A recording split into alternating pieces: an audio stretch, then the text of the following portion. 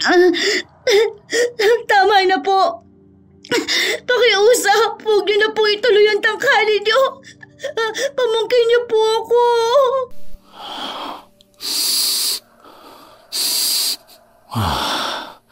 Napakabango mo talaga.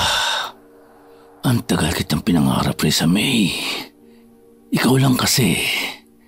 Mas pinili mo ang kuya ko. Mas gwapo naman ako dun eh. Tito, hindi po ako si Mama. Shh! Huwag kang maingay. Sisiguraduhin kong masasarapan ka rin. Pagbigyan mo na ako rin sa May. Wag! Sabi nang manahimik ka eh. Ang istoryang ating mapakikinggan ay hindi angkop sa mga batang tagapakinig sapagkat ito ay naglalaman ng mga sensitibong eksena at linya na hindi dapat mapakinggan ng mga bata. Ang ibang parte ng istorya ay naglalaman ng mararahas na salita at hindi kaaya-aya sa pandinig, kaya patnubay ng nakatatanda ay kailangan. Para sa mga lolo at lola ay isang mahalagang kayamanan ng kanilang mga apo. Kagaya na lang ni Lola Flor, wala siyang ibang inaasam kundi ang ikabubuti at ikasasaya ng kanyang pinakamamahal na apo. Lahat ng mabuting asal ay itinuro niya rito. Ngunit isang pangyayari ang magdadala ng poot at pagsisisi sa kanya. Pangyayaring magtutulak kay Lola Flor para gawin ang isang bagay na matagal na niyang ibinaon sa limot. Nabalot ng galit at pagkamuhi ang kanyang puso, kaya bilang ganti ay pinatawan niya ng kaparusahan ang mga dahilan ng pagkawala ng kanyang apo. Ano ang kaparusahang ipapataw ni Lola Flor sa mga nagkasala? Maaari pa ba siyang magpatawad? Halina at sabay-sabay nating pakinggan ang hinagpis ng isang lolang labis na nagmahal at nag-aruga sa kanyang apo. Ate Rafa! Tawag ka na po ni Lola. Mag-aalmusal na raw po tayo. Oo, nandyan na. Onyok, apo. Pasuyo ako ng mga kubyertos. Opo. Dahan-dahan lang. Baka madapa ka. Lola, ito po pala yung napalanunan ko kagabi sa sanalihan kong contest. Maliit lang po to, pero makakatulong po sa gastusin dito sa bahay. Ano ka ba namang bata ka? Ang mabuti pa, itabi mo na yan at iyong ipunin. Para kung may gusto kang bilhin, mabibili mo. Hindi rin naman kalakihan ang gastusin dito sa bahay. Kaya pa naman ng lola. Ang dami ko kayang tanggap na tahi ngayon. Pero Lola, ang gusto ko po sana, huminto na po kayo sa pananahi. Gusto ko na relax na lang kayo. Isa pa, may nakukuha naman po akong allowance galing kila Tito Bruno. Sa pasokan naman po, hindi na natin iintindihin ng tuition dahil nakapasa po ako sa scholarship program. Eto na po. Ay, salamat, apo. Maupo ka na at kumain na tayo. Ikaw naman, itabi mo na yan. Hindi rin ako pwedeng huminto sa pananahi at wala namang scholarship program sa paaralan nila, Onyok. Lola, malaki ang allowance ko. Kung tutuusin, sobra pa yun sa amin ni Onyok. Kaya huwag ka na po masyadong mag-isip. Sige ka, tatanda ka kaagad niyan. Aba, ang batang ito, talaga namang matanda na ako. Hindi naman po. Para lang po kayong kapatid ni Ate Rafa, Lola. Parehas nga po kayong maputi. Hindi tulad ko, maitim. Apo, hindi ka maitim. Ang tawag sa kulay mo ay kayumanggi. Kaya huwag kang ganyan magsalita sa sarili mo. Totoong sinabi ni Lola, Onyok. Isa pa, ikaw ang pinaka-cute na kapatid ko. Aba, baka paglaki mo, habulin ka pa ng mga babae ha? Lalo na yung mga kaklase ko, mas gusto umurenong kulay ng lalaki. Kaya dapat proud ka sa kulay mo. Matangos pa ang ilong mo na lalong magpapapogi sa'yo sa future. Siya, tama na yan at kumain na tayo. Mamimitas pa ako ng gulay sa aking hardin para maibenta kay Aling Susing. Tutulong po ako sa pamimitas, kaya kakain na ako ng marami para may lakas ako. Masayang nagsalo ang tatlo sa kanilang agahan. Nang matapos sila ay nagkanya-kanya na sila ng gawain. Si Rafa ang nakatokang maglilinis ng bahay, habang sina Lola Flor at Onyok naman ay nasa hardin para mag-ani ng mga gulay na dadalhin ito sa kanyang kumaring may tindahan. Pagsapit ng 1:00 ng hapon ay isang tricycle ang huminto sa harap ng kanilang bahay. Bumaba mula roon ang pinsan ni Rafa sa ama na may dalang mga karton at mga supot. Nang makita yon ni Onyok na nakatanaw sa bintana, ay kaagad itong tumakbo palabas at tinulungan ang kararating lang na bisita. Lola! Ate! Nandito po si Ate Sabi! Ang dami niyo pong dalang pagkain! Kasin! Lola Flor! Nandito na po ang pinakamagandang diwata! Bakit ang dami mo pong dala, Ate Sabi? Anong meron? Birthday mo? Loka-loka! Mabuti na lang talaga at nagmana ka sa akin ng ganda. Reward mo yan sa akin. Dahil wagi na naman ang prinsesa ng mga Del Mundo. Ang galing ko talagang manager. Oh, Sabrino, nandito ka pala.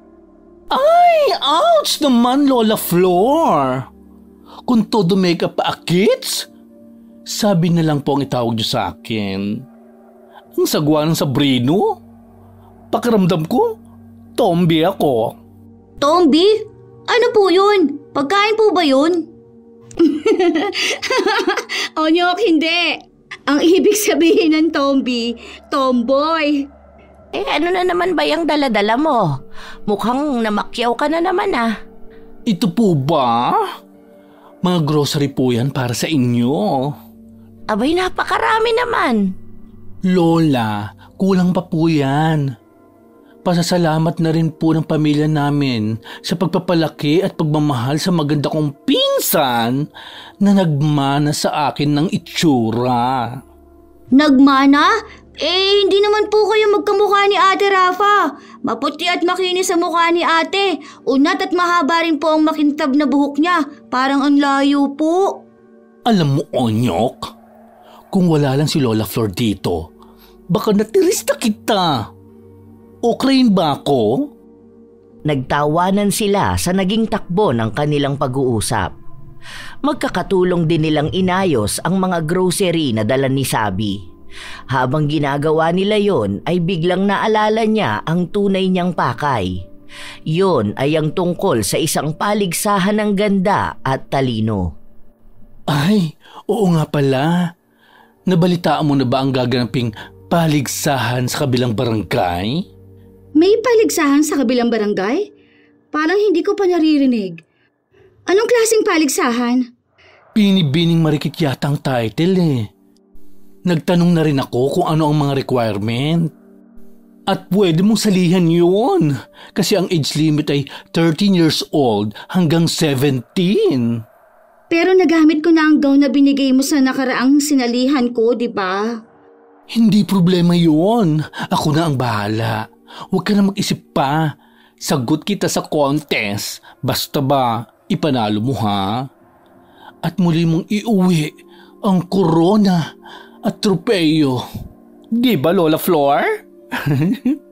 Ang sa akin naman basta gusto ng aking apo at masaya siya, susuporta ako. Ayun o! Ano Kasin? Go, go, go, go na ba? Go, Ate Rafa! Kaya mo yan! Sige na nga, pero tulungan mo ako, Ate Sabi ha. Kailan ba yun? Nitong darating na Sabado. May 3 araw ka pa para makapaghanda. Sa isusuot mo, ako na ang bahala. Hair and makeup, ako na rin. Ayos lang po ba, Lola? Kung ano man ang desisyon mo, suportado kita. Ay, sige po, Ate Sabi, sasali ako. Masaya naman si Sabi sa sagot sa kanya ni Rafa. Maging ang dalaga at si Onyok ay nasasabik din sa bagong paligsahan na sasalihan ni Rafa. habang si Lola Flor ay masayang nakikinig at nagmamasid lang sa kanila. Simula ng araw na yon ay naghanda talaga si Rafa hanggang sa dumating na ang araw ng paligsahan. Kasin, ano bang nangyayari sa'yo? Kanina ka pa nagbubuntong hininga. Huwag mong sabihin sa akin na kinakabahan ka. Ay, kinakabahan talaga ako, Ate Sabi. Ano ka ba? Ngayon ka pa talaga kinabahan? Pang ilang contest mo na ba to? Saka, panigurado namang ikaw ang mananalo. Bukod sa ikaw ang pinakamaganda, ay ikaw din ang mukhang matalino. Ate, hindi tayo dapat na magpakampante. Lalo na po at hindi rin basta-basta ang mga makakalaban ko. Kahit ano pang sabihin mo, para sa akin, ikaw pa rin ang winner. Kahit ano pa ang mangyari. Salamat po, Ate Sabi. Ang swerte ko talaga at may pinsan akong kagaya mo. Hindi siguro ako makakasali sa lahat ng mga paligsahan kung wala akong supportive at sponsor na pinsan. Naku naman! Nagdrama ba? Tumigil ka na nga. Ang mabuti pa, itaas mo ang iyong tingin. At kagaya ng pag-iensayo natin, smile and walk like a real queen. Ha, kaya ko to. That's my girl! Kaya, go, go, go! Oh, ikaw na yata ang tinatawag sa stage? Tumayo na si Rafa at nagpakawala muna ng isa pang buntong hininga. Pagkatapos nun ay taas noo siyang nagtungo sa stage at doon ay rumampa na may nakakaakit ng ngiti. At katulad ng mga nakaraang paligsahan na kanyang sinalihan, ay muli siyang nagwagi. Kaya naman masayang masaya ang dalawa, lalo pa nga at naiuwi nila ang korona at tropeyo. Kasama ng mga yon ay ang cash prize na nagkakahalaga ng 5,000. Hindi lang yon, dahil hakot award din siya. Ilang mga sash din ang kanyang natanggap. Lola Flor! Onyok! Nagwagi na naman ang ating Disney princess! Ay, napakagaling talaga ng aking apo! Ay. Wow! Napanalunan mo po ang lahat ng ito, Ate Rafa. Ang dami! Sayang, hindi po kami nakapanood ni Lola. Huwag ka nang malungkot. Hindi bale, sa susunod, isasama na namin kayo. Hay naku Lola Flor, kung alam nyo lang, grabe ang kaba ng ating Disney princess. Napilitan tuloy akong mag-ala advisor. Kahit na hindi yun ang forte ko, kakaloka. With matching action talaga, Ate Sabi. Ganun talaga, no? Para mas makatotohanan. Kaloka ka, girl. Ay, oo nga pala. Gusto ba ninyo ng kape o gatas? Ay, wag na po Lola Flor. At Gora Bells na rin naman akits. Baka mamaya hinihintay na rin ako ni Pudra. Akalain pa niyang nakipagtanan na ako. Tanan talaga? Yes! Tanan talaga. Alam naman natin na ako lang ang unika iha niya. Unika iha? Ano po ang ibig sabihin nun? Ang ibig sabihin nun, nag-iisang anak na babae. Ha?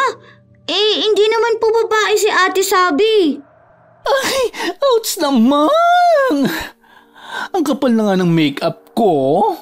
Hindi pa rin ako babae sa paningin mo. Hindi po. Ang turo po sa amin sa school, 2 lang ang kasarian ng mga nilikha ng Diyos. Yon ay babae at lalaki. Mali po bang sinabi ni Ma'am? Mali siya.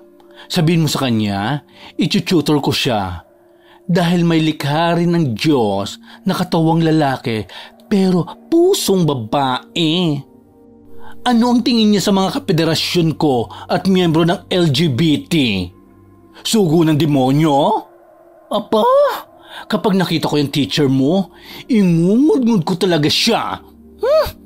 Ate Sabi, hayaan mo na. Hindi pa naman masyadong naiintindihan ni Onyok at masyado pa siyang bata. Saka, papaapekto ka ba sa mga ganong salita? Sige ka, tatanda ang itsura mo. Magkakaroon ka ng mga wrinkles. Oh, bet mo ba yon? Ay, no. Masisira ang beauty ko. Babus na nga. See you tomorrow. Babu! Sa pag-uwi ni Sabi ay nagpahinga na rin ang tatlo. Bagamat madaling araw na silang natulog ay maaga pa ring bumangon ang maglola. Nakasanayan na rin kasi nila na maagang bumabangon para magawa ang mga gawaing bahay. Ganoon sila pinalaki ni Lola Flor.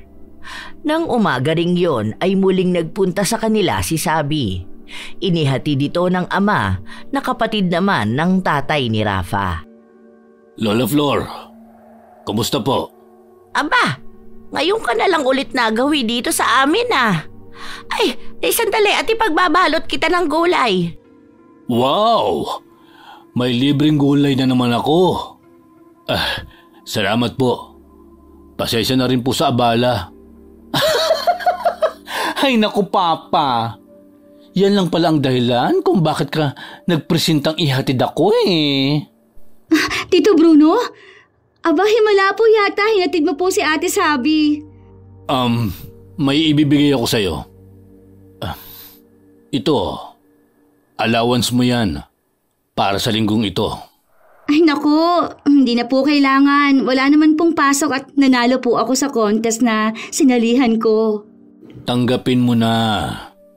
Pwede mo namang ipunin yan para kung may gusto kang bilhin. Isa kang Del Mundo. Wala na rin ang kapatid ko na dapat ay nag-aalaga at nagpapalaki sa'yo. Sana naman, hayaan mo akong gawin ang hindi nang gawa ng papa mo. Kahit sa ganitong paraan lang, pakiusap. Pero napakalaki po ng 10,000 para lang sa isang linggo. Tanggapin mo na Kasin. Manipis lang kay Papa yan. Ay sige na nga po. Iipunin ko na lang po ito para may pambili po ako ng mga gamit sa pasukan. Hindi mo kailangan paghandaan ng pasukan.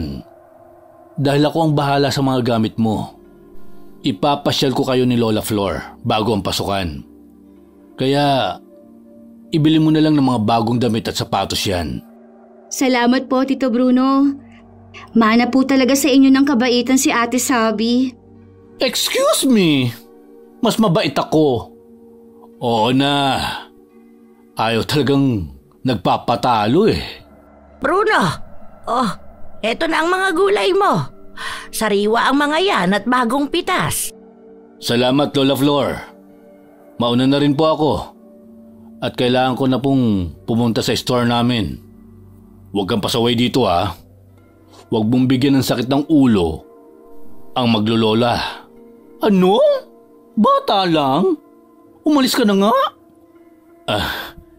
Sige po, Lola Flor. Rafa, sunduin ko na lang mamaya ang dalaga ko. Sige po. Ingat po kayo sa pagmamaneho. Sa pag-alis ni Bruno ay iirap-irap pa sa papalayong sasakyan ng kanyang anak. Natatawa naman si Rafa na katabi lang nito. Oh, baka mahipan ka ng masamang hangin at gawin kang duling ha. Ay nako, si Papa na lang ang gawin niyang duling. Ay, may iba ako. Kasin, kapag binibigyan ka ni Papa ng allowance, tanggapin mo lang. Karapatan mo yan. Lalo na at may parte naman talaga ang iyong ama sa mga negosyo ng pamilya. Huwag ka na mahihiya. Oo na lang, Ate Sabi. Tara na sa loob. Ipapakita ko pa sa'yo yung bagong tinahing damit ni Lola Flor para sa atin nila Onyok. Pati ako meron. Ang sweet talaga ni Lola Flor. At dahil dyan, sisiguraduhin kong ipagtitimpla ko ng masarap at sosyal na kape si Lola. Ay, tara na, dali! Magkahawak ang mga kamay na pumasok ang magpinsan sa loob ng maliit na bahay ni Lola Flor. Habang ang matanda naman ay nagpatuloy sa pamimitas ng mga kamatis na muli niyang ititinda. Sa maghapon ay tumambay at nakipagkulitan lang si Sabi sa maglolola. Nang sumapit ang hapon ay sinundo na rin siya ng kanyang ama. Bye-bye, Ate Sabi! Babus! Napakaganda talaga ni Rafa. Ay, huwag mong sabihin na pati si Rafa hindi mo pinalagpas sa kamanyakan mo. Grabe ka naman, anak. Totoong napakaganda naman talaga ng pinsan mo. Kamukhang kamukha niya ang kanyang ina. So, pinagnanasaan mo nga si Rafa. Ay naku papa, tigilan mo yan. Hay ka na naman siguro. Nagbibiro ka ba? Hindi mo ba nakikita ang nakikita kong ganda ng pinsan mo? Isa pa, wala ka namang pakialam dati kung gumagamit ako Hindi mo naman pera ang ginagastos ko. Saka, pangtanggal stress ko lang yun. Seryoso ka talaga? Nakakadiri. Akala ko pa naman, hininto mo na ang paggamit ng pinagbabawal na gamot. Ay, umuwi na nga lang tayo. At tigilan mo ng pagdanasa mo sa pinsan ko. Dahil kahit pudra kita, hindi ako tanga na tatango-tango lang sa mga maling ginagawa mo. Pamangkin mo pa naman at anak ng kapatid mo? Ay, nakakadiri ka talaga. Wala namang masama sa paghanga. Hindi mo rin naman sasabihin sa kanya, di ba? Kahit ano pang sabihin mo, hindi pa rin tama. Hindi ka ba natatakot na baka dumating ang panahon na sa impyerno ka pulutin? Matuto ka namang matakot. Pasensya na tayo, anak. Wala na akong kinatatakutan. Demonyo ko talaga. Wala kang kasing sama. Tumatawa-tawa pa si Bruno para lalong inisin ang kanyang anak. Samantala, sa loob ng bahay ng maglolola ay masaya nilang pinag-uusapan kung gaano kabait ang mag-ama. Lingid sa kanilang kaalaman ay may masama palang iniisip si Bruno sa kanyang sariling pamangkin. Lumipas pa ang mga araw at laging nagpupunta sa kanila si Sabi. Tila ba lagi itong nakabantay sa kanyang magandang pinsan. Bagay na hindi naman binigyang pansin ng maglolola. Isang araw ay nagtungong muli ang Becky sa bahay nila, ngunit hindi na ito nag-iisa. Kasama nito ang kanyang ama. Cousin! Lola Flor! Anyok! Oh, ano nangyari? Bakit ka sumisigaw dyan? Malapit na po ang dibo ko. Ay oo nga pala no. Hindi pa ako nakakabili ng regalo. Mamimili ka ba ngayon ng mga gagamiting pang dekorasyon? No need. Kumuha ko ng gagawa nun. Nandito ako para sa isusuot ko. Nasaan si Lola Flor? Pasok muna kayo, tatawagin ko lang si Lola. Nasa kusina siya, nagluluto ng tanghalian. Si Lola bang pagagawain mo ng gown mo? Yes! Yes! And yes! Sandaling nagtungo ang dalagang si Rafa sa kusina upang tawagin ang kanyang lola. Hindi naman naghintay ng matagal ang mag-amang naiwan sa sala dahil kaagad na pinuntahan sila ni Lola Flor. Oh, Bruno, Sabi, hinahanap niyo raw ako. May importante daw po na sasabihin ng binata ko. Binata talaga? Nakatodo make-up at crop top pa ako? Tapos ang itatawag mo sa akin, binata? Pasensya na. Ang dalaga ko pala. Yan! Ganyan dapat. Ikaw talaga, Ate Sabi. Ay, oh, Sabihin mo na ang pake mo kay Lola Flor. Nasasabik na ako eh. Ay! Ganito po kasi Lola Flor. Di ba malapit na ang dibo ko? Aba, oo nga pala So, ito na nga po. Dahil malapit ng birthday ko, plano ko po sana na magpatahi ng aking bonggang gown. At request ko po sana, ikaw po magtahi. Kung hindi ka lang po busy. Sigurado ka? Matagal-tagal na akong hindi nananahi ng mga ganoong kasuotan. Pero, tiwala po kami na kayang-kaya niyo po. Noon pa man, matagal ka na pong kilala na pinakamagaling na mananahi dito sa baryo natin. Pero sa panahon ngayon marami ng mga kilalang mananahi ng mga ganong uri ng kasuotan. Pero, ikaw po ang bet ko na gumawa ng aking dream gown. Pag hindi po ikaw ang gagawa, edi hindi na lang po ako magsa-celebrate ng debut ko. Nako, nanakot pa. O siya, sige na, susubukan ko. Anong klaseng gown ba? Yes!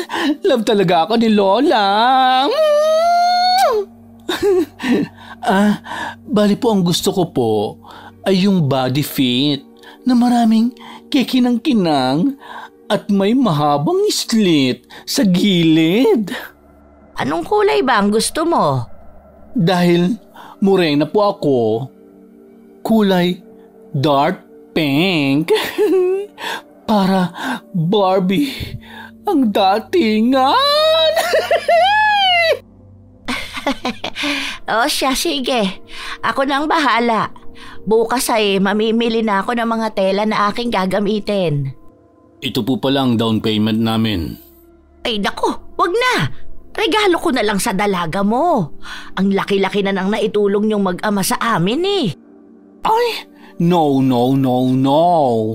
Diyan naman po ako hindi papayag, Lola Flor. Isipin mo na lang po na kliyente mo ko. Tanggapin niyo na po, Lola. Kilala mo po si Ate Sabi. Hindi kayo tatantanan yan. Walang nagawa si Lola Flor kundi tanggapin ang inaabot na bungkos ng pera ng mag-ama. Pagkatapos ng araw na yon ay naging abala na ang matanda sa pagtatahi ng damit ni Sabi. Kaya naman, magkatulong sina Onyok at Rafa sa mga gawaing bahay at sa pag-aalaga ng mga halaman ng kanilang lola. Lumipas pa ang mga araw at natapos na rin ang ginagawa ng matanda. Ilang araw na lang ay kaarawan na ni Sabi. Kaya ng araw na natapos ang gown ay inutusan niya ang kanyang mga apo na dalhin yon sa mansyon ng mga Del Mundo. Tumalima naman ang dalawa. Ha? Bagay na bagay sa'yo, Ate Sabi. Pati yung kulay bumahagay. Maganda nga po. Ang husay pala ni Lola manahin ng gown. Wow! Ang ganda naman. Ang galing-galing talaga ni Lola Flor. Hindi talaga ako nagkamali ng desisyon ko. Ang ganda ganda.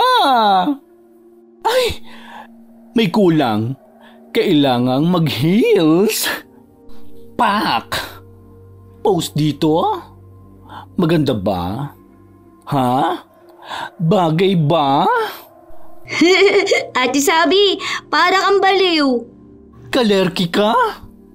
Posing ang ginagawa ko. Piniflex ko ang gown ko. Bagay sa'yo, te. Tapos nakataas ang hairdo mo at may nakalawit lang na kaunting buhok sa magkabilang gilid ng mukha mo. Bet ko yan. Sandali. May isusuot na ba kayo? Ako po, wala pa. Meron ako. Yung binili mo po noon para sa akin, yung kulay yellow na gown. Oh, huwag kayong malilate ha? Dapat 6 p.m. nandito na kayo bukas. Yes po, excited na po ako. Ngayon pa lang po ako makakapunta sa Dabu. Dabu? Baka naman Debu. Yun nga po. Sabay na tumawa sina Rafi at Sabi sa sinabi ng batang si Onyok. Pagkatapos ng pagsusukat ay magkakasamang bumaba ang tatlo at nagmeryenda. Pagsapit ng hapon, hinatid ni Sabi ang mga ito sa kanilang bahay. Kinabukasan, araw ng kaarawan ni Sabi ay maagang nagtungo sina Rafa at Onyok sa village ng may kaarawan. 4:00 pa lang ay lumakad na sila sapagkat may kalayuan ang bahay ng mga ito. Bago pa sumapit ang 6:00 ay narating na nila ang patutunguhan. Happy birthday, Ate Sabi! Ito pong regalo ko. Ay, salamat baby boy.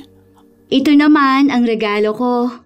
Aba, magkaiba pa kayo ng gift sa akin ha?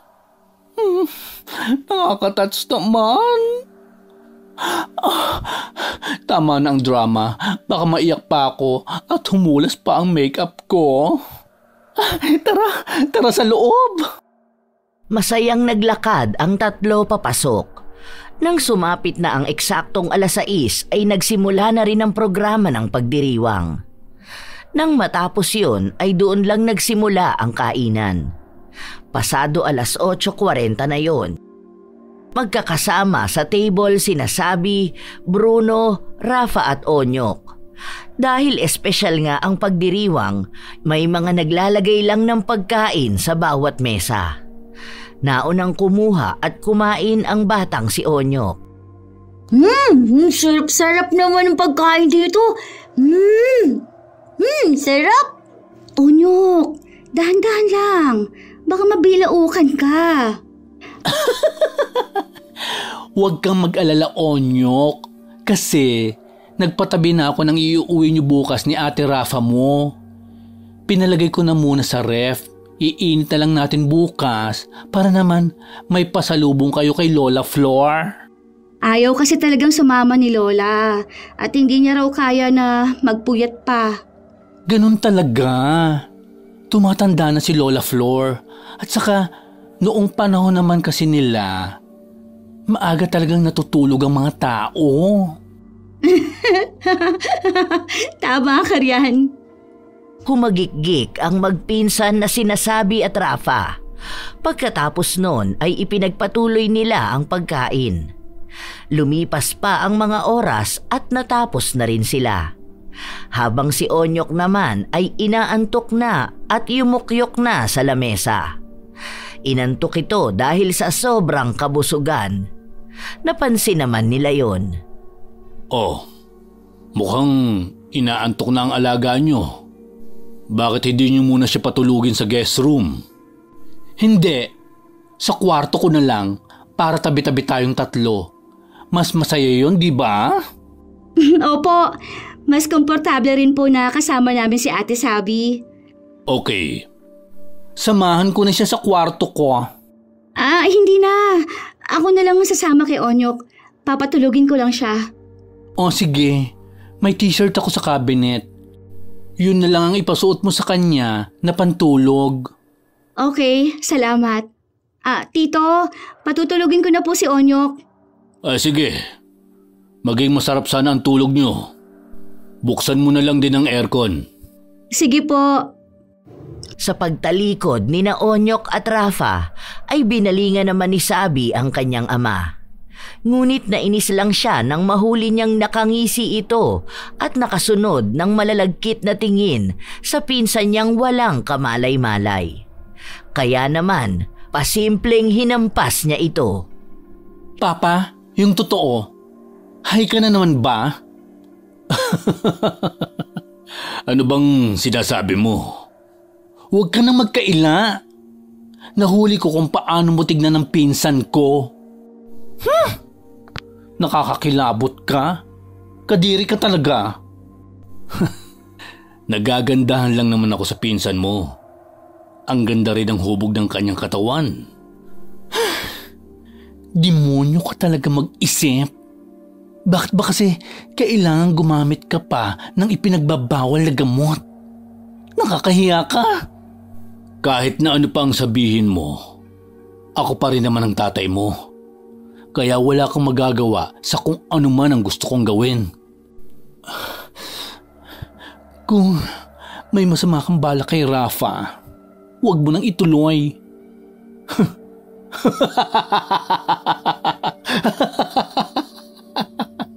Naprapraning ka na naman. Kung ano-ano ang iniisip mo. Paanong hindi ako mapapraning?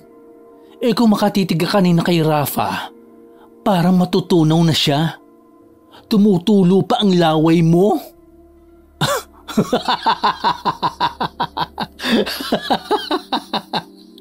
Paranoid.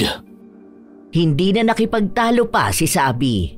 Tumayo na lang siya at sinundan ng mga pinsan, sapagkat alam niyang high na naman ang ama sa ipinagbabawal na gamot.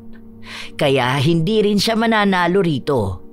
Lalo na at may pagkabayolente ang kanyang ama sa tuwing hindi nito nakukuha ang gusto. At para maiiwas ang kanyang pinsan sa masamang tangka ng ama, ay sumunod siya kaagad sa kwarto at siniguradong nakasara ng mabuti ang pinto. Ngunit sa paglalim ng gabi, habang natutulog na sina Sabi at Onyok, ay naalimpungatan ang dalagang si Rafa at nakadama ng pagkauhaw. Kaya naman tumayo siya at lumabas ng silid. Pero nang pababa na siya, ay nasa lubong niya ang kanyang tiyuhin. Ay, Tito Bruno. Oh, bakit gising ka pa? Nakadama lang po ako ng pagkauhaw. Kukuha lang po ako ng tubig. Ganun ba? Kuha ka na lang sa baba. Sandali. May iaabot nga pala ako sa'yo. Baka tanghalian ako ng gising at hindi na kita maabutan. Ano po yun? Yung balansi ko sa pinagawang gown ng dalaga ko. Sige po. Sumunod ko sa akin. Nasa office ko na yon at nakahanda na. Walang kamalay-malay si Rafa na nahulog na pala siya sa bitag ng kanyang tiyuhing may masamang tangka sa kanya. Hindi man lang niya napansin ang mga kakaibang tingin at titig nito sa kanya noong nag-uusap sila. Nang makapasok na sila sa opisina, ay nagulat na lang siya nang bigla itong humarap sa kanya at binigyan siya ng isang malakas na suntok sa tiyan. Dahil doon ay nakaramdam ng panghihina ang dalaga. Bakit po? Sa wakas. Napakabang mo talaga. Amoy baby. Nakakagigil ka. Naisa nang itulak ni Rafa ang kanyang tiyuhin. Ngunit wala siyang lakas. Kaya naman nang buhatin siya nito ay sinubukan na lang magpumiglas ng dalaga.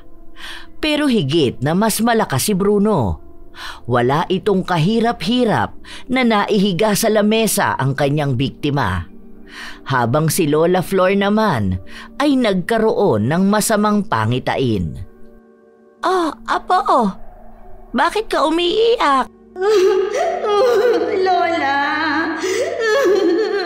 tulungan niyo po ako. Pakiusap.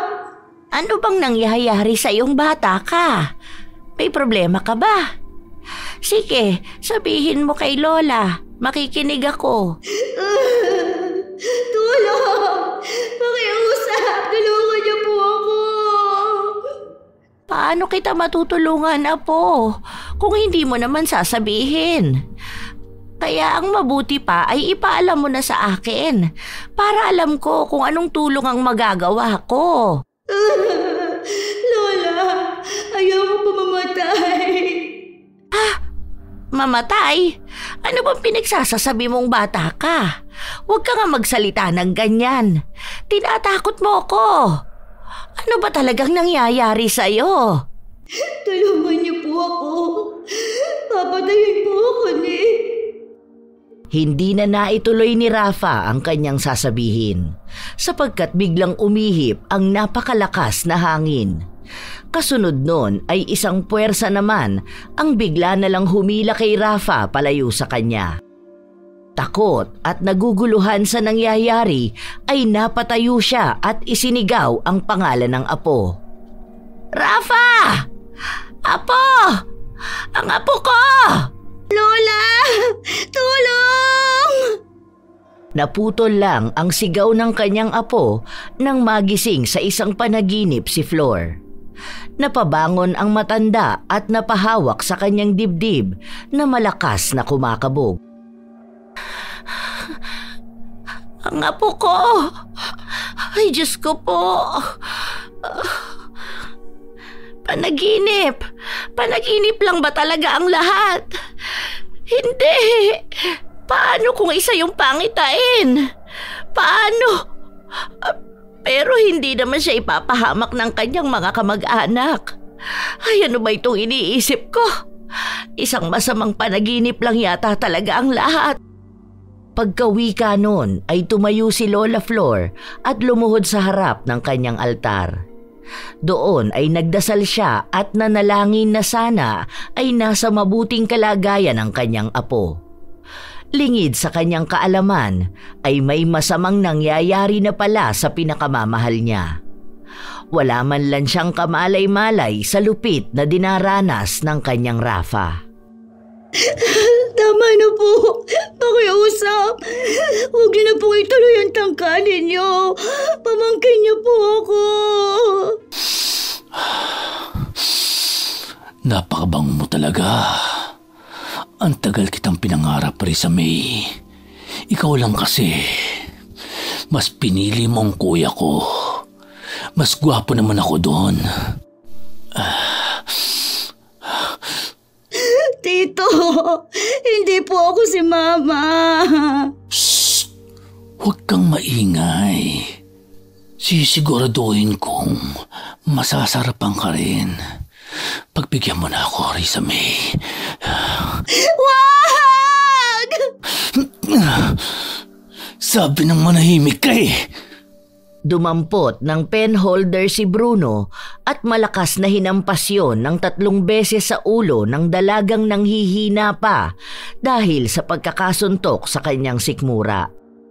Lingid sa kaalaman ng manyak at langong lalaki ay nakita yun ni Onyok na nagising pala at hinanap ang kanyang ate Rafa. Sisigaw na sana ang bata, ngunit may isang kamay na nagtakip sa kanyang bibig at binuhat siya palayo roon. Ibinalik siya sa silid na kanilang tinulugan. Umiiyak na nagpupumiglas naman ang bata. Ate Rafa, pupukpok, dugo. Onyok, ako to.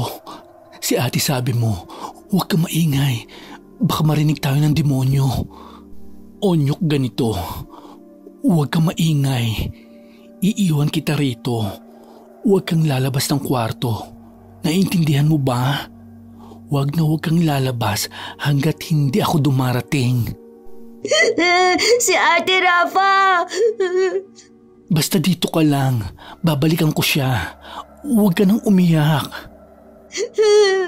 Ililigtas mo si Ate Rafa? Oo. Susubukan ko. Tumango si Sabi. Kahit pa nga alam niya sa kanyang sarili na natatakot din siya sa kanyang ama. Lalo na at lango ito sa ipinagbabawal na gamot. Pero gusto niyang subukan. Kaya kahit na dinadaga siya, ay bumalik siya sa opisina ng ama.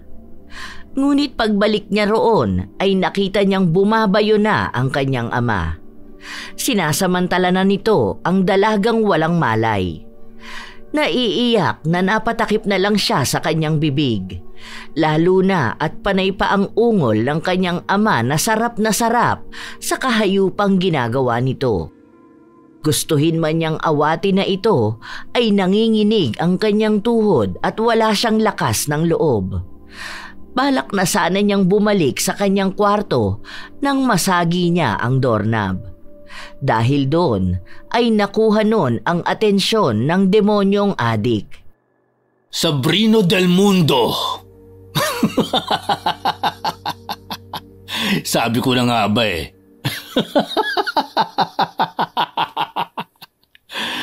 Sorry, pero Nahuli ka na. Nagawa ko na ang gusto ko sa pinsan mo. Napakasarap niya. Hayop ka. Ang sama-sama mo. Nakakadiri ka. Hayop. Paano mo natin gawin yun? Kadugo natin siya. Anak siya ng kapatid mo. Wala kang pakialam. Dahil wala ka namang alam. Matagal ko nang pinutol ang relasyon ko sa tatay niya. Dahil inagaw niya sa akin ang babaeng pangarap ko. Pinagkaisahan nila ako ng nanay mo. Sigurado ako nakasabwat siya ni Kuya para hindi kami magkatuluyan ni Risa May. At ano naman ang kinalaman ng mama ko sa kademonyuhan mo? Adik ka kasi. Manahimik ka. Anak lang kita. Kaya wala kang karapatan na kontrahin ako. Kasalanan talaga nila eh. Dahil pinikot ako ng mama mo. At sinulot naman ng kuya ko ang kaisa-isang babaeng pinapantasya ko. Bakit tinamay mo si Rafa? Wala siyang alam sa nangyari sa nakaraan mo, Papa. Mabuting tao ang pinsan ko.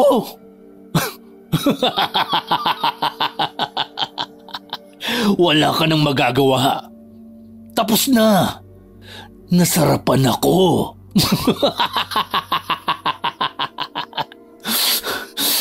Ang baboy mo. Hayop ka talaga. Hayop. Ang mabuti pa, itiko mo yung bibig mo at pabayaan mo na ako.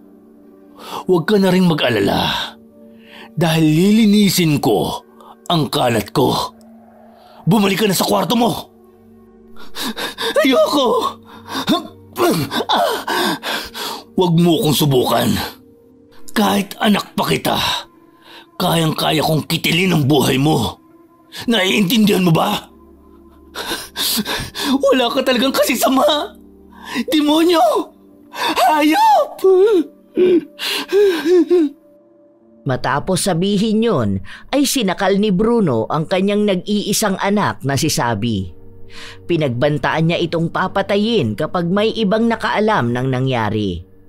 Pagkatapos nun ay bigla siyang itinulak nito, kaya malakas siyang napasalampak sa sahig.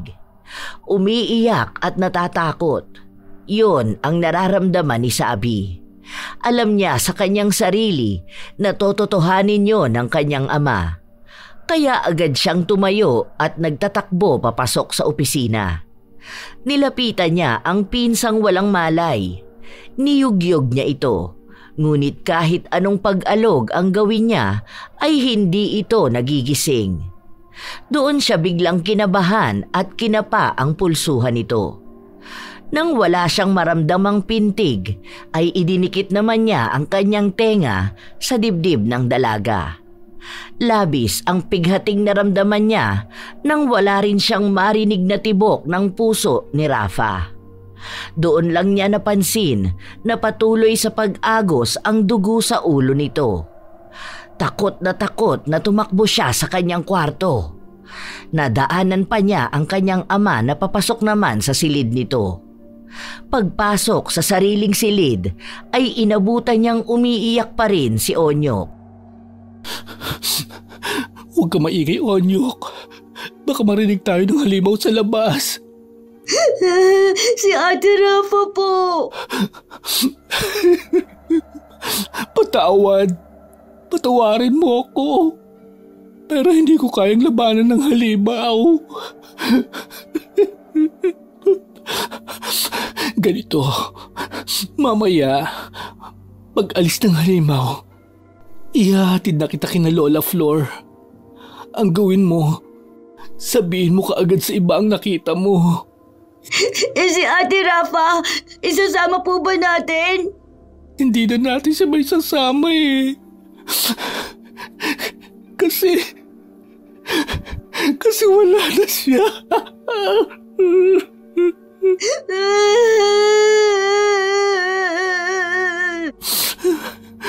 Onyok, makinig ka.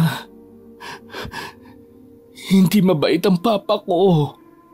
Kaya wag na wag ka magtitiwala sa kanya. Pagdating mo sa bahay niyo, kaagad mong sabihin ang lahat kay Lola Flor. Paano ka po? Huwag mo na akong alalahanin. Basta itatakas kita dito sa impyernong bahay na to. Yun nga ang ginawa ni Sabi.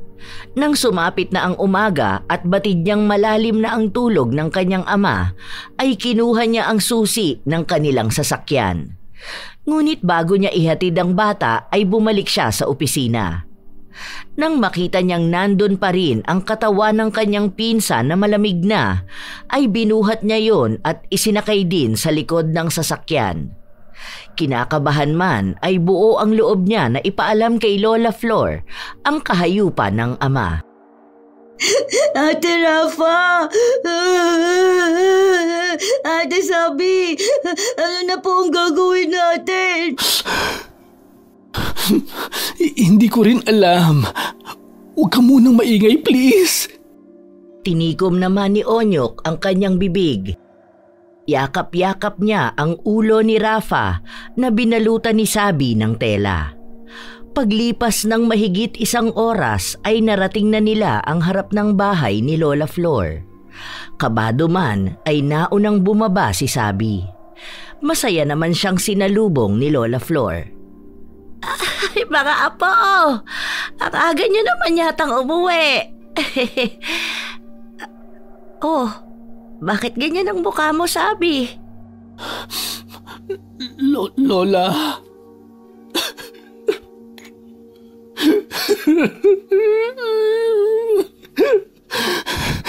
Sorry po. Ha? Ano bang sinasabi mo? Wala na po si Rafa.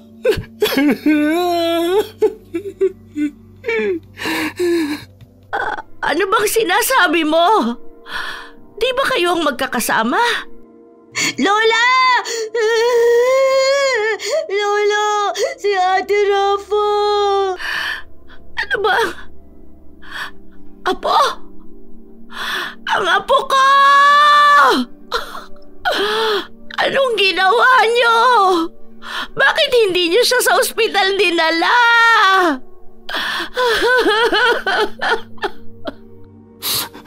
Sorry po. Nagugulo na po talaga ako. Hindi ko na po alam ang gagawin ko. Apo ko!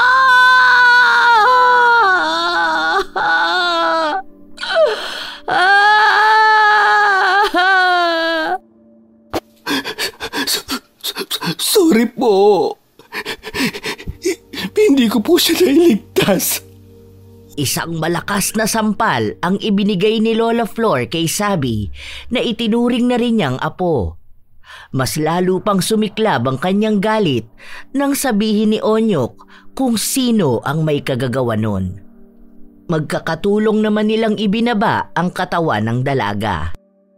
Ang ama mo ang may gawa nito? Bakit hinayaan mo na sapitin ni Rafa ito? Bakit? Papatayin po ako ni Papa.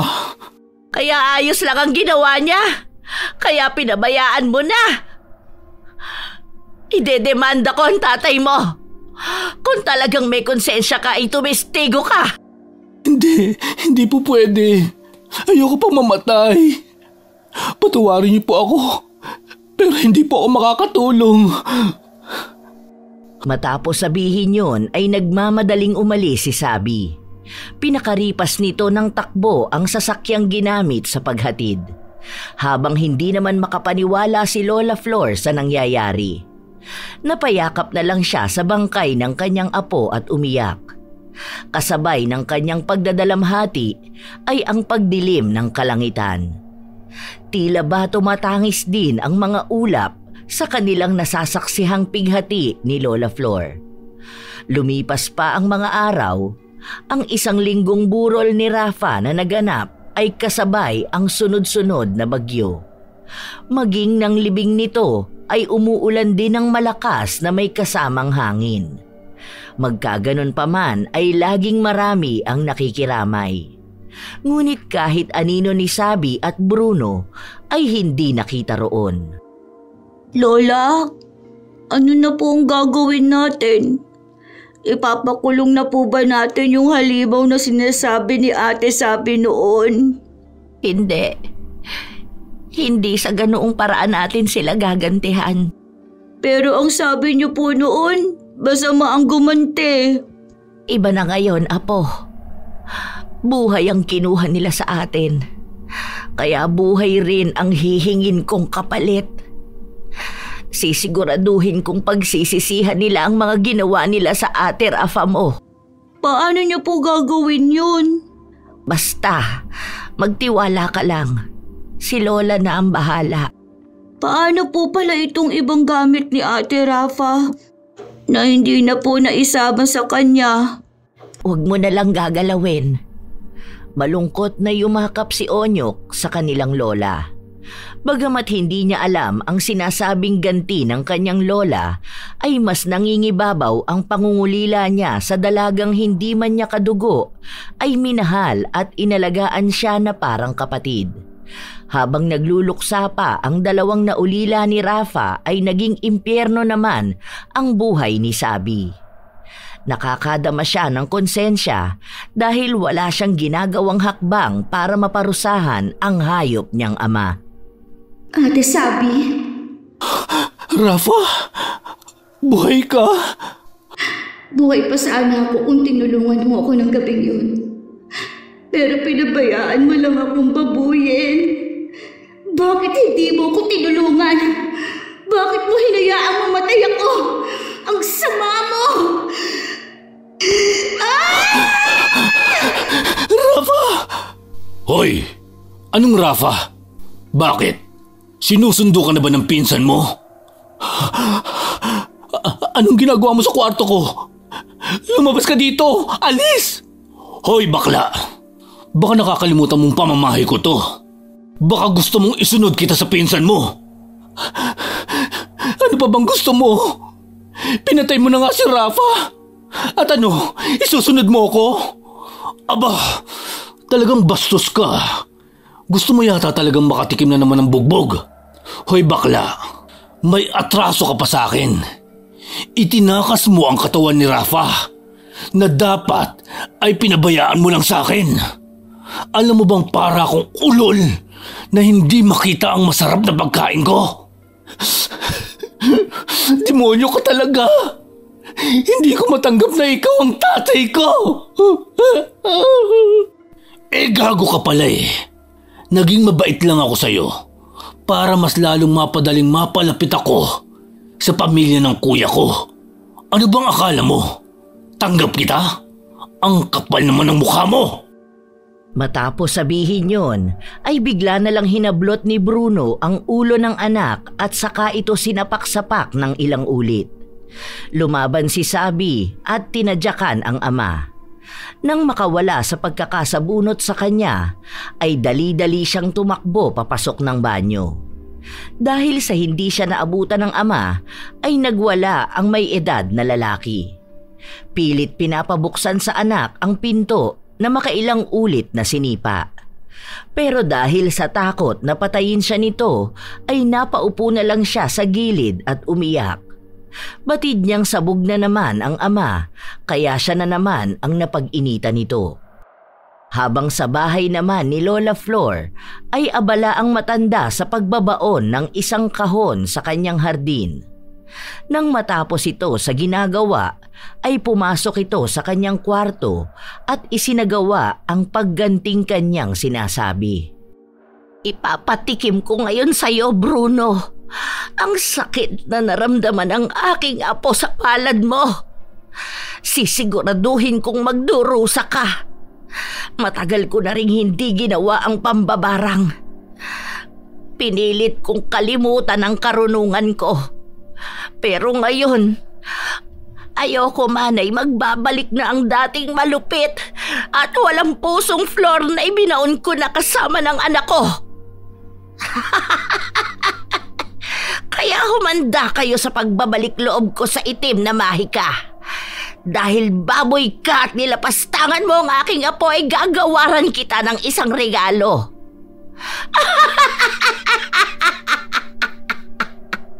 Sisiguraduhin ko na mauubos ang laman ng sandata mo sa mga alaga ko. Umusal ng Latin na salita si Lola Flor. Pinausukan din niya ang larawan ng salarin. Pagkatapos noon ay inilagay naman niya sa isang lata na may takip ang larawan. Kasunod na hakbang ay binuksan niya ang taguan ng kanyang mga alaga na nasa ilalim ng sahig. Walang pagdadalawang isip na dinampot niya ang lalagyan ng isang malaking alupihan. Tumatawa-tawa pa siyang kinakausap yun. Alam kong nagugutom ka na. Matagal-tagal din tayong hindi nagkasama, aking paboritong alaga. Kaya huwag ka nang mainip. Dahil may ibibigay akong masarap na pagkain. Gusto ko ay ubusin mo ang laman ng maselang parte ng baboy na Bruno na yon, ha? Nakangisi pa si Lola Flor nang buksan niya ang lalagyan ng alupihan at itaob yun sa lata kung nasaan ang larawan ni Bruno. Matapos niyang maisali ng alupihan ay kaagad na tinakpan niya yon at dinasalan. Nang matapos na niya ay inilagay niya ang lata sa ilalim ng kanyang kama at saka nag-isip kung ano pa ang kanyang gagawin. Habang sa mansyon ng mga Del Mundo ay muling binubugbog ni Bruno ang anak. Gago ka? Tatakasan mo pa ako? Ano bang akala mo? Maisusuplong mo ako sa pulis? Kahit hindi kita isuplong sa pulis, alam na rin naman nila Lola Flor ang kahayupan na ginawa mo. At sa palagay mo ba, may maisasampa silang kaso sa akin? Lalo pa nga, at hindi ka rin naman tumistigo. Kaya nga nandito pa din ako, at malaya. Oo, naduwag ako. Dahil ayoko pang mamatay. Pero kung ganito rin naman...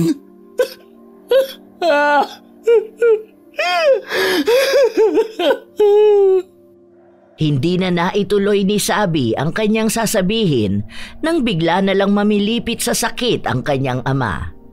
Kaya naman kinuha niya ang pagkakataong yun para tumakas. Itinulak niya ang kanyang ama at sa pagkakatumba nito ay dali-dali siyang tumakbo. Nais man ni Bruno na habulin siya ay wala na siyang nagawa pa dahil sobrang sakit ng kanyang pagkalalaki. Para bang may kung ano sa loob nito at sa bawat pagkilos niya ay mas sumasakit pa. Pero tila walang katapusan ang paghihirap na yon ng lalaki. Dahil nang tinangka niyang tumayo, ay bumagsak naman sa kanya ang bakal na upuan ni Sabi na siyang kinapitan ng may edad na lalaki. Tumama yon sa gilid ng kanyang ulo, kaya nawalan siya ng malay. Habang sa bahay naman ni Lola Flor, ay may naisipan siyang idagdag na kaparusahan kay Bruno. Hindi, kulang pa ang aking ginawa. Dapat mas magdusa pa siya. Alam ko na, gagamitin ko ang aking mga uod para kahit buhay pa siya ay maramdaman niya ang pakiramdam ng naaagnas. Yun nga ang ginawa ni Lola Flor. Muli siyang nagdasal at inulit sa panibagong lalagyan ang proseso ng kanyang pambabarang. Isa pa ay nais na rin niyang kitilin ang buhay ni Bruno. Mas nais nga lang niya na makaranas muna ito ng paghihirap bago ito malagutan ng hininga.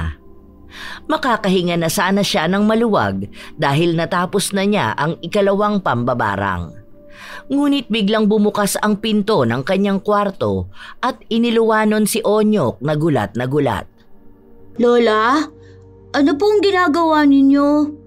Bakit hindi ka man lang kumatok? Ano po ang mga yan? Bakit ang dami pong kandila? Nakatakip pa ng itim na tela ang bahagi ng altar ninyo.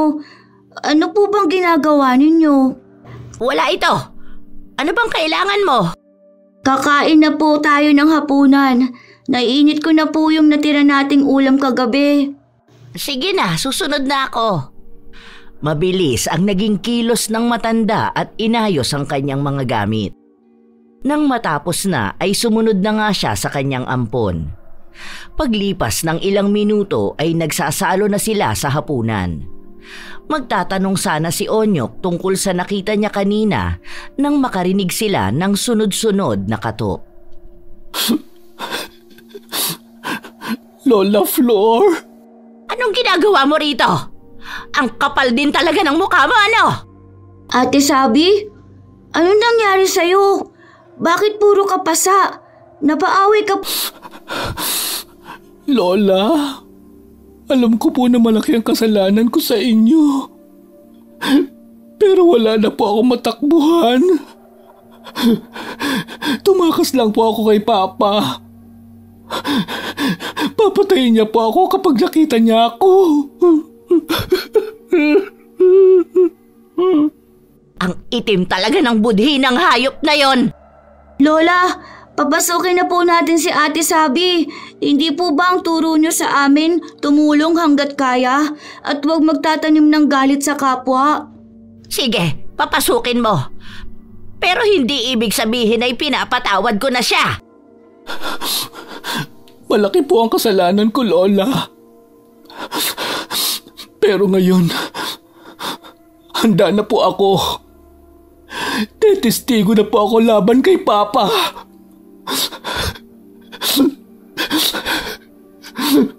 Hindi na kailangan ng testigo dahil hindi ako magdedemanda. Pumasok ka na.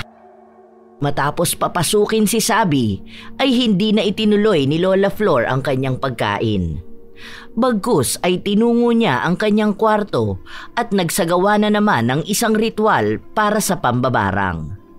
Pero iba ang target niya ngayon. Wala naman sana siyang planong idamay si Sabi, pero nabuhay ang galit at tampo sa kanyang puso. Kaya naman binarang niya ito. Nilagyan niya ng bubuyog ang tenga nito. Kinabukasan ay dumadaing si Sabi ng sakit ng ulo. Ate Sabi, ang aga niyo naman po nagising. Gusto kong ipaghanda si Lola ng almusal. Alam kong hindi ako basta mapapatawad ni Lola. Pero kahit sa ganitong paraan lang, sana mabawasan man lang ang galit niya sa akin. Kahit kaunti lang. Ate, mabait si Lola.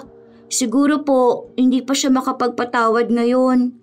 Pero ramdam ko po na babalik din sa dati si Lola. Naniniwala ako sa sinabi mo. Dahil hindi naman kayo lalaking mabait ni Rafa.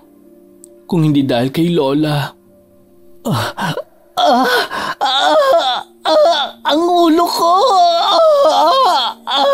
Ate Sabi, ano pong nangyayari sa'yo? Ang sakit-sakit! Dahil sa sakit na nararamdaman ay nawala ng malay si Sabi. Nataranta naman si Onyok at kaagad na tinawag si Lola Flor. Ano na naman bang arte ng baklang yan? Lola, hindi po nag-iinerte si Ate Sabi. Kanina dumadaing siya ng sakit ng ulo niya. Tapos po, bigla na lang siyang sumigaw habang hawak niya po yung ulo niya. Tama lang sa kanya yan. Duwag kasi siya. Lola, paano niyo po nasasabi yan? Naninibago po ako sa inyo. Dahil simula noong bata pa po ako, lagi niyo kaming pinapangaralan ni Ate Rafa na maging mabuti sa kapwa kahit na may kasalanan to sa amin. Kasama na po ba ni Ate Rafa ang malambot na inyong puso? Pinatay na rin nila ako nang kunin nila ang buhay ng apo ko. Lola, paano niyo po nasasabi yan? Naninibago po ako sa inyo. Dahil simula noong bata pa po ako, lagi niyo kaming pinapangaralan ni Ate Rafa na maging mabuti sa kapwa kahit na may kasalanan to sa amin. Kasama na po ba ni Ate Rafa ang malambot na inyong puso? Gusto mang magtigas-tigasan ni Lola Flor ay hindi niya magawa, lalo na nang makita niya ang lungkot sa mata ng kanyang ampon. Kaya naman kinalma niya ang kanyang sarili at sinabihan itong lumabas na ng silid. Hindi man niya lubos pang napapatawad si Sabi sa kaduwagan nito, ay aalisin na niya ang barang sa Becky. Pero hindi kay Bruno. Nang matapos na niyang maisawalang bisa yon ay nagbihis siya. Gusto na niyang tapusin ang buhay ng lalaking ng baboy sa kanyang apo. Lola Flor, mabuti at nadalaw po kayo. Nandito lang ako para tignan ang lagay mo. Mukhang hindi ka na rin naman magtatagal. Pasensya na po kayo sa itsura ko at amoy ko. Nagkaroon po kasi ako ng kakaibang sakit kung saan na po ako nagpagamot. Pero wala talaga. Parang nalulusaw ang mga laman ko. May mga uudring lumalabas. Pero kahit mga magagaling na doktor, hindi malunasan o masabi kung ano ba ang nangyayari sa akin. Gusto mo ba talagang malaman? Malaman ang alin po? Tutal mamamatay ka na rin naman. Mabuti pang aminin ko na kung ano ang sakit mo. Ang totoo niyan ay mga alaga ko ang nasa katawan mo. Ilang taon din silang gutom sa laman ng tao. Kaya siguro ganito kabilis ang pagkain nila sa laman mo. Baka bukas buto ka na lang. Mangkukulam ka? Putang ina. Tanggalin mo ang mga nakakadiring uod na to sa katawan ko.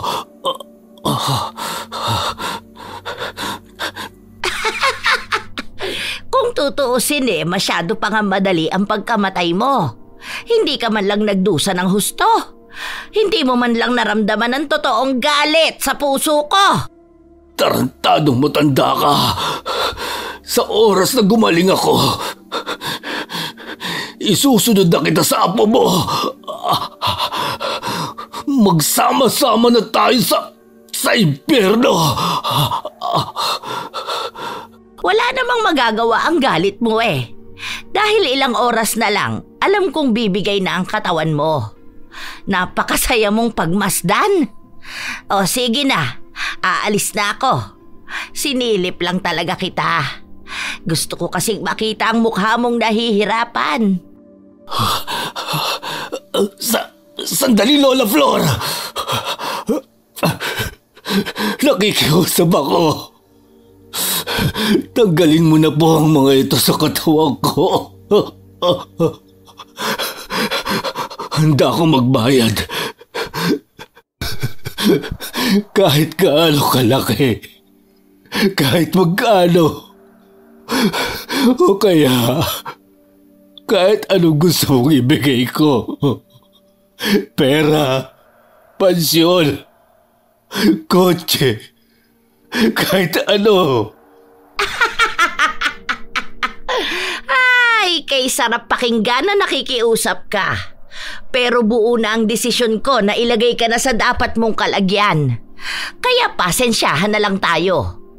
Kung gusto mo talagang umalis sila sa katawan mo, subukan mong maligo ng asido. Muli ay tumawa pa ng malakas si Lola Flor, habang panay naman ang pagmumura ni Bruno. Matapos ang araw na yon, nabalitaan na lang nila na namatay daw si Bruno dahil nabaliw ito kaya pinaligo ang asido. Magkaganon pa man ay batid ni Lola Flor na siya ang nagbigay ng ideyang yon. Nawala man ang taong kumuha ng buhay ni Rafa, ay hindi pa rin tuluyang naghihilom ang sugat na nilikha nun. Pero kahit na ganon pa man, ay hindi na niya binibigyang pansin ang tampo at galit sa isa pang nagkasala sa kanyang mata. Yon ay si Sabi. Hindi pa man niya ito napapatawad, ay sinusubukan niya para sa isa pang tao na naniniwalang mabuti ang kanyang puso. Nakakatakot talagang galitin ang mga mababait na tao, sapagkat kung minsan ay nakakatakot silang gumanti. Para sa ating mga tagapakinig, naway nakapulutan ninyo ng aral ang ating istorya ngayong araw. May ilan lang akong iiwan na babala sa inyo.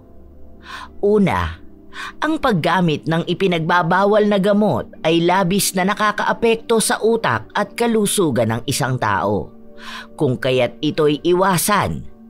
Ikalawa, kahit gaano pa kabuti ang iyong puso, kung puno naman ito ng galit at kung may kasamaan kang nagawa, ay kasalanan pa rin yun. Kaya huwag tayong magpapadala sa galit. Ikatlo, minsan ay mahirap na talagang magtiwala.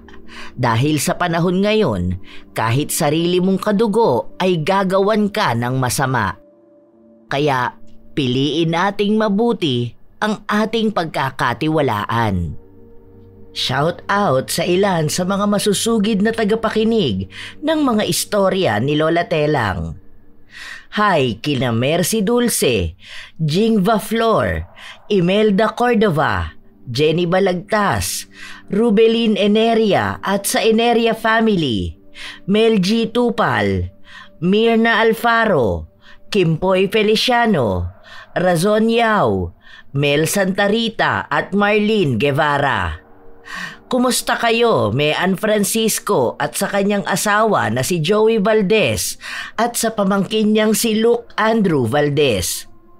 Aslam Liza, Tolit 77 Agri Farm at sa kanyang asawang si Arian Aquino ng Lumban, Laguna. Chris Jel Mamado, Joanna Enriquez, Gina Veldad, Norlen Articona, Pinados Melin at sa kanyang partner na si Jessie Gomez. Hello din kina I Love Traveled, Sherin Solero Masagka, Christian Gonhoran, Kim Seika at sa Perez family ng San Rafael, Bulacan, Chris Villanueva at Ronald Belza Bahado, Desiree Reganit, Lydia Lopez, Josephine De Peñosa at kay Mike James Tapak. Shout out kay Amanda Joyce Page o Page ng Angeles City, Roslyn Mangilin, Raquel Torno at sa Torno family, Perante Torno family at sa kanyang asawa na si Jonathan. Ingat ka raw lagi sa work mo. Hi kay Daphne Alejandro, Febe Ranyada, Chef M at sa mga kasamahan niya sa Amira Boxes Handicraft na sina Ate Auring, Ate Ne, Maring Faye at Ate Juliet. Shout out kay Leonora Concesino at sa mga taga Caloocan City North, kay Jonalyn Navales. Shout out daw kina Raymond at King. Hi kina Evelyn Abong Carbakil, Asia Cherry Turado, John Dili Fajardo, Eduardo Ocampo, Ana Maria Lanza Filipino, Renesa June Rios Ramos, kay Reng, kay Jeng Aspar at kay Richelle Ann 19. Shoutout din kay Janisa Toledo, Jonah Condua, Supladang Pasaway, Rosalina Bugayong, Lovely Rose Roa, Sydney Crosswind, Grace Limsiaco at happy birthday sa kanyang mama na si Susanita Limsiaco at asawang si Richard Bernil. Ito ang inyong Lola Telang at maraming salamat sa laging pakikinig mga apo.